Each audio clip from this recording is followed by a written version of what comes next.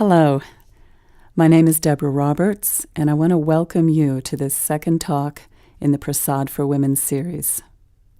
I'd like to encourage you to listen to these 5 talks in order because I think you'll find it more useful and more of service.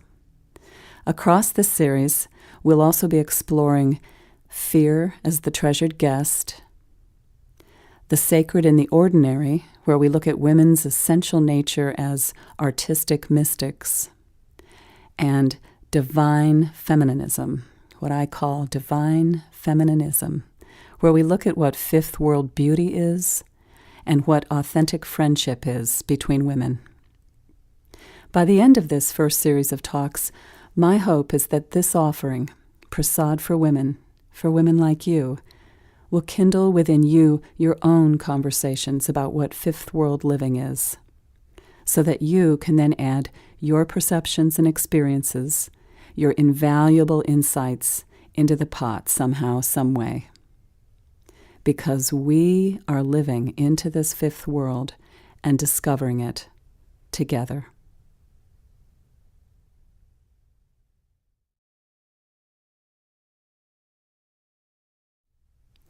When I stepped back from my life and began my sabbatical last year, I came to experience the most sublime inner spaciousness, a place of deep rest, a place of genuine healing. Internally, I felt very uncluttered, very quiet. It was like living in a sacred altar of my own making, full of breath.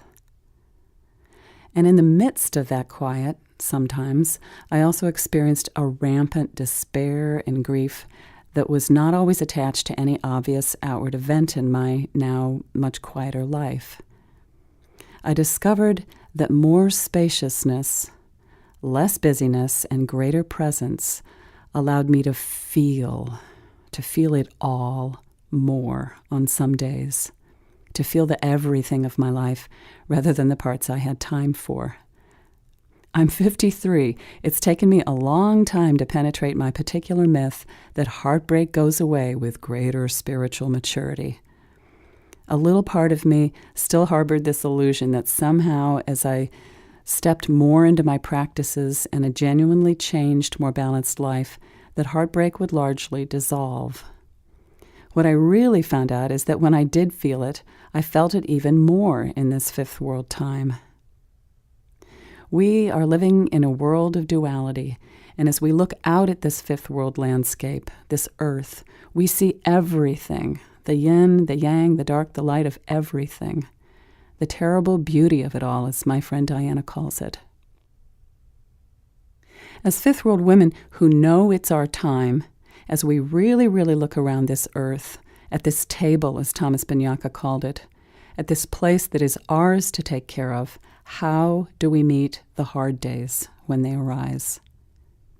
We wake up some mornings and look around at our lives and at this earth and go, you're kidding, right?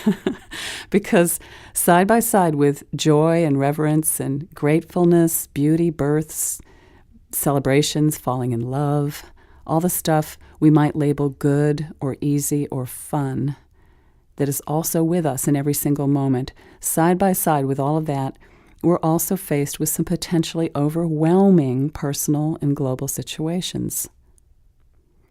Over this last year, I've come to daily reinspect my own assumptions about reality, especially about fifth world reality. For me, that's been an essential part of how to meet the hard days. One of my favorite greeting cards at the moment says, "Question everything." And I think we have to. And that is what led me to paying much closer attention to the nature of how heartbreak serves my life. To paying attention to that odd friend that heartbreak is, rather than something to be avoided at all cost. And that's what I want to share with you here in this talk.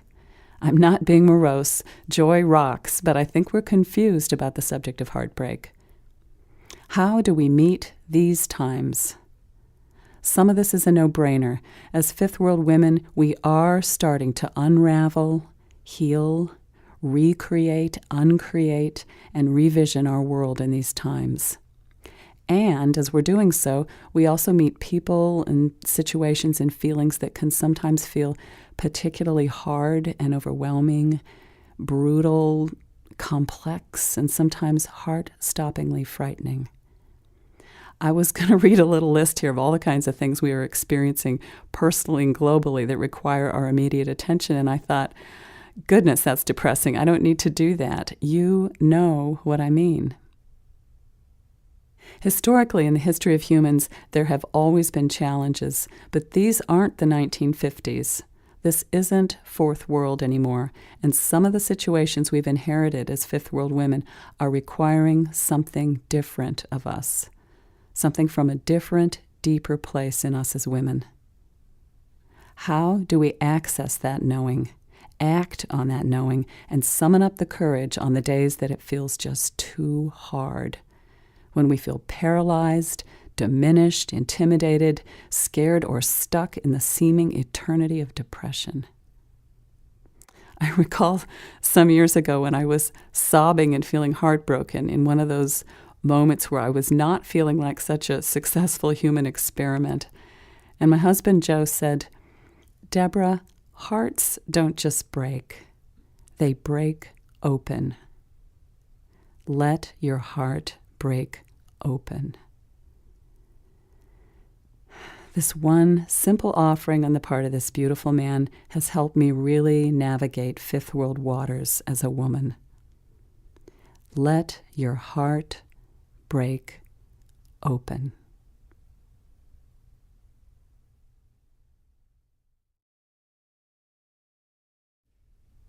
As fifth world women, I believe that our hearts are constantly breaking open, and that the place we really live is there, on the seemingly fragile precipice of potential heartbreak all the time.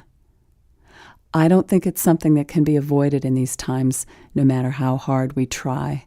And I also don't think that this place is governed by grief or despair.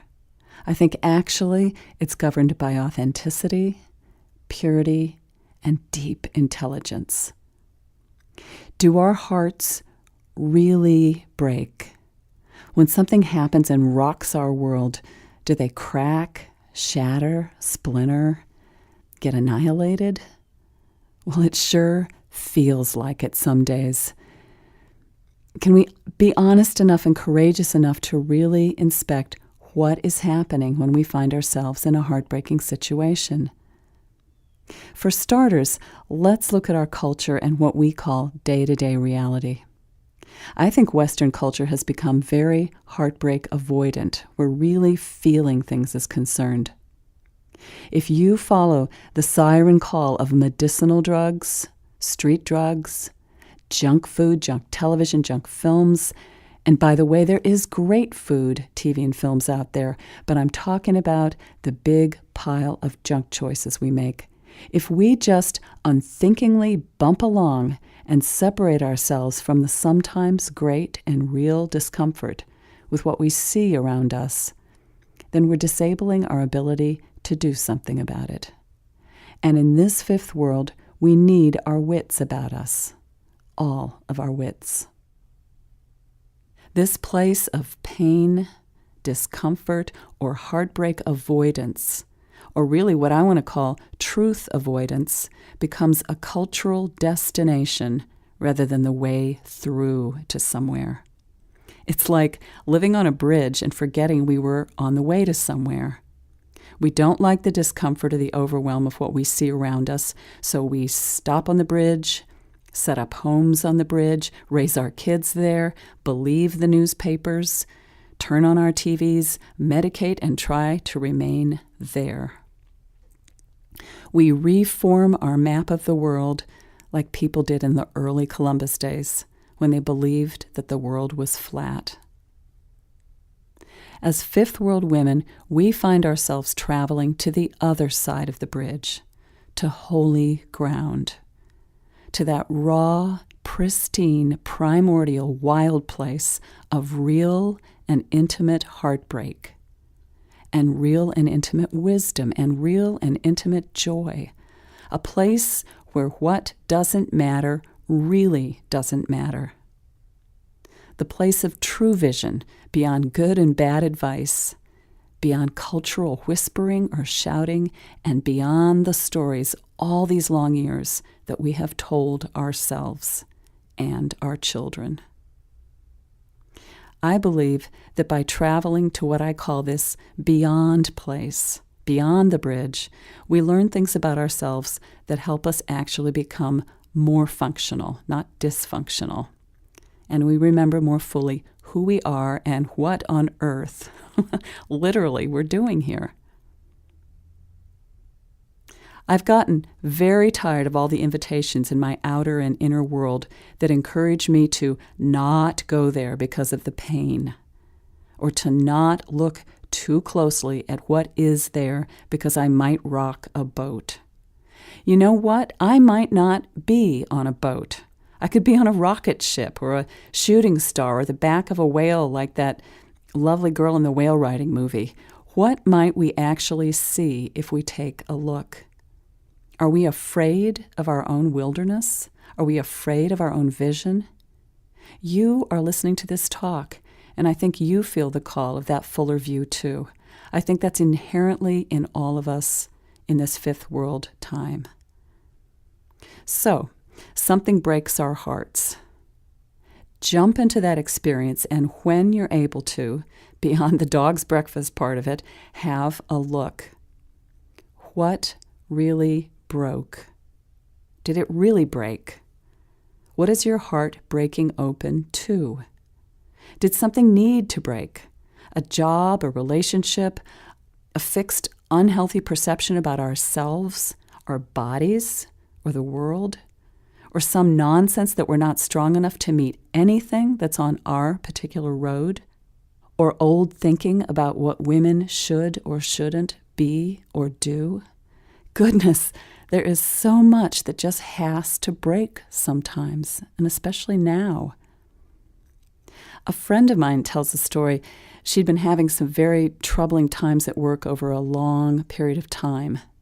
She was finally recently called in by her boss, who told her that he was transferring her to another, smaller job, less hours, less pay, and that someone else would be taking the job she had poured her heart and energy into, and that she was good at. My friend had been so present with her grieving and heartbreak process that she discovered in the interview, when she was told kind of sort of that she was being demoted, she felt a huge opportunity unfold for her.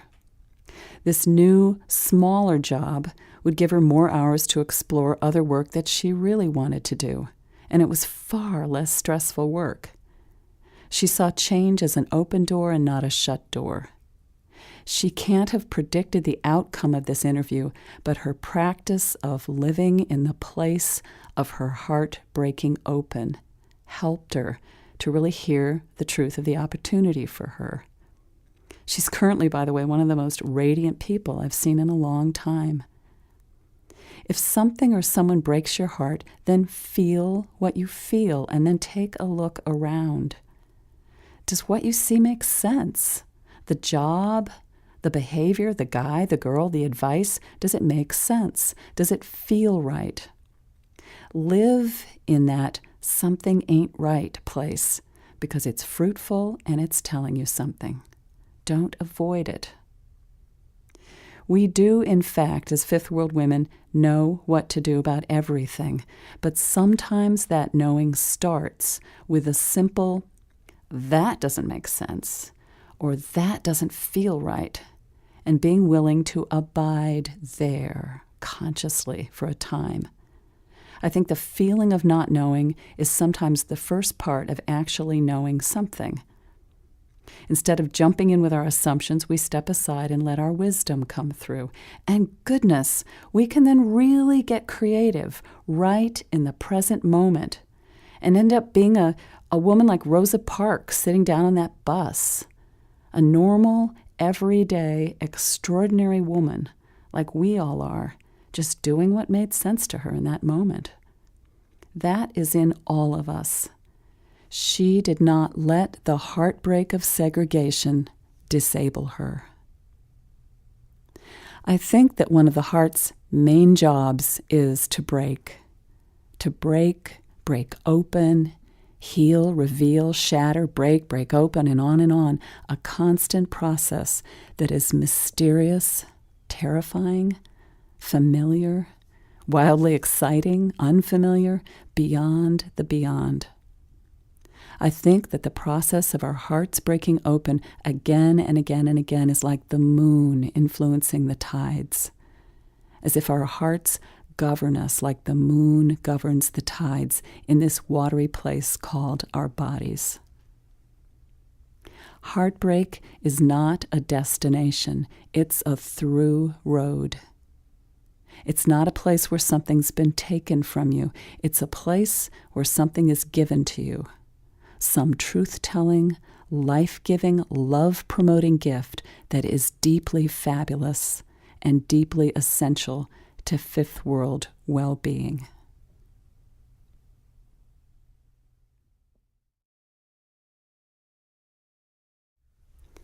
What else have I learned from this tango with my beloved heart?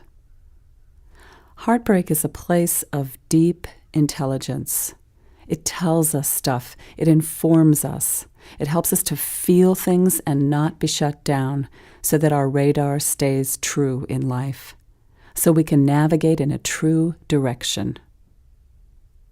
I'm always curious now about what makes me heartbroken because it's telling me something in a small voice or sometimes a really loud voice. It helps clear the cobwebs and sometimes illusions so I can see what's what, so I can see what's really needing attending to. It shows me flawlessly where I need to engage in my personal life and in the life of the world. Heartbreak cleans us out so the divine can work through us, so we can stay in touch with our immense inner resources, our brilliant essential natures, and not the cultural claptrap that distracts us from this essential nature. It kind of clears the air like those good negative ions that people talk about after a storm or when you stand near running water. Heartbreak can dissolve some of our notions and thought forms that no longer serve us. Old, fourth world ways of being that maybe served before but don't now. It shifts energies that need to go. It helps us move on past loss, death, trauma, and paralysis, and it can help us reclaim our dignity. Heartbreak is pure and authentic. True grieving breeds deep authenticity. It's not calculated. You can feel that. It's a rite of passage unlike any other. When we feel overwhelmed by sadness, our grief is taking us somewhere. It keeps us a compassionate person. It keeps us sensitive and open-hearted, so we can stay open, functional, of service, and responsive to life, to the great big table out there. Many great spiritual traditions talk about penetrating the veil. I think heartbreak helps the veils fall and stay around our ankles and then eventually blow away. Heartbreak also reveals and exposes our resistance to walking upright as fifth world women, doing whatever is ours to do. Old resistance to our birthright, even our talents, and for some women, to simply occupying the space on this earth that is theirs to occupy and influence, the part of the table that is theirs to take care of. For me, I've come to discover that my own resistance is one of the single most tiring, debilitating energies in my life. Heartbreak, and this is a hard one to admit, is sometimes the only thing that puts my resistance to my own life and my own path in perspective. It's a hard lesson, but I apparently some days am a tough nut to crack. I've also felt at times that the purity of grief that I've experienced from intense heartbreak has been strangely sacred, a place of the deep sacred, like what I experience when I'm in a redwood forest or when I see something as astonishing as a great gray whale. It can make me feel more reverent. It's sometimes, at unpredictable times, oddly up there with the good stuff. Have you ever seen those Russian nesting dolls? Those wooden dolls where you open one up and find a slightly smaller one, and then open that one up, and inside it is nested an even smaller one, and on till you find this little itty-bitty one at the center. Well, I have come to experience heartbreak as the opposite of that. That as our hearts break open again and again across our lives, they break open to their next larger size, then the next larger size, then the next, which somehow expands and extends our sacred connection to all life, and to that experience of falling more deeply in love with ourselves, each other, and all things. Why consider any of this? Why let our hearts break open one more time? Because they're going to. It's in their nature, and that process is how we grow, how we continue to grow ourselves across the whole of our lives. We're walking upright anyway in this fifth world, just as we are, but why not give ourselves the opportunity of this deeper, conscious relationship with what is moving through us by holding it as sacred, as divinely clarifying? I think in this fifth world time, heartbreak does not break us, it grows us.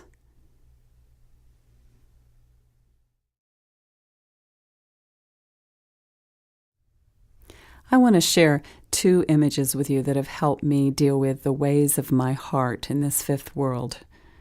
The first has to do with wailing walls. Where is your wailing wall? Historically, this is a place of prayer or lament, sometimes pilgrimage. Do you have a sacred place you can take your broken heart to? Someplace you can freely grieve if you need to? A friend of mine told me when I was living in the UK that women in rural Scotland used to have something called a screaming tree, a designated tree that they could shriek at to shift their sorrow and anger, a place that was separate from children and families and husbands.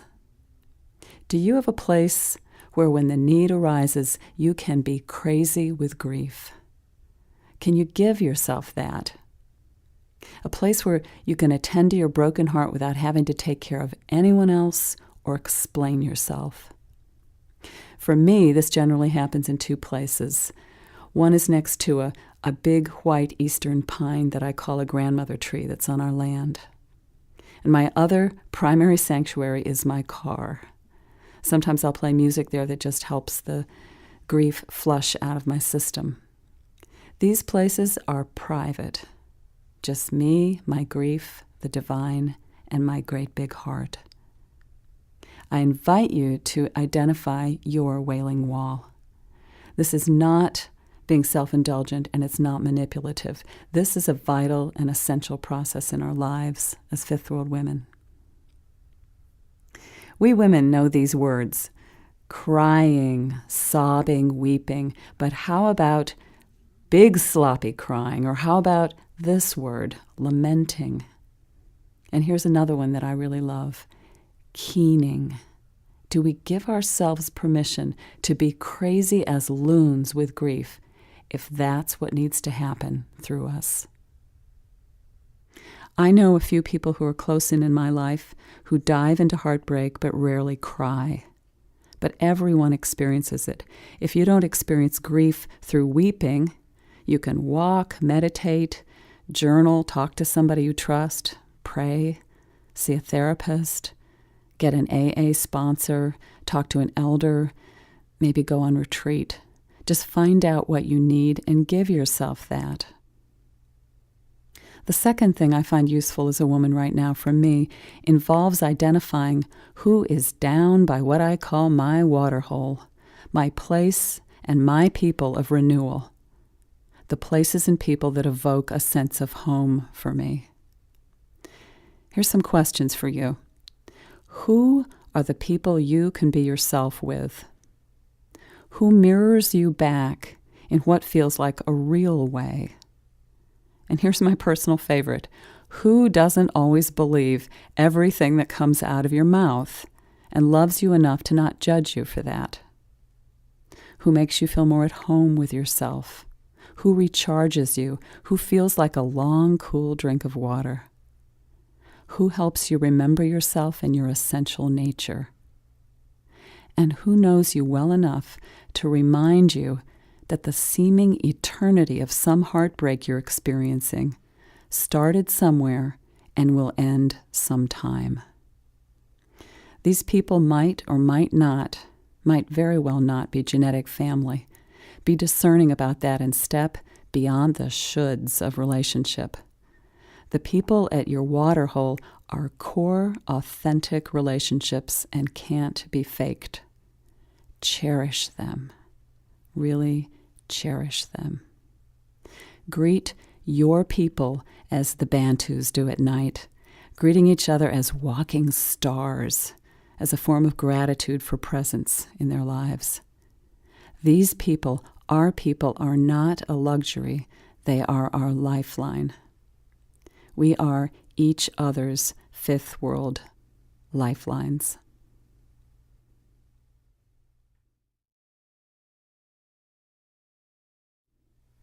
When I was in India, someone shared a piece of advice from one of their teachers, who I think was actually Mayan. And the advice was this: keep your heart broken.